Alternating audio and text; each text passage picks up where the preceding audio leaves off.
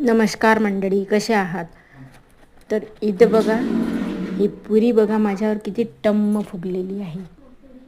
तन्वी आणि प्रतीक जसं माझ्यावर जसा टम्म फुगतो ना एखाद्या वेळी, तसेच ते फुगलेले आहे. बघा किती त्यांना किती सारा राग आलेला आहे, सर्वांनाच राग आलेला आहे बरं. इकडे बघा आता तन्वीचं काय चालू आहे इथं.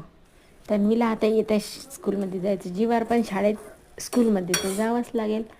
तर बघा आता तिचा टिफिन पण तयार झालेला आहे आणि प्रतीक आंघोळ करत आहे.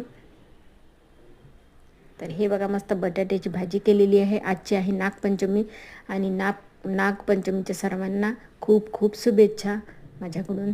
तर बघा आता पुरीचा राग तर गेलेलाच नाही आहे वाटते. पुरी तर टम्म फुगलेलीच आहे.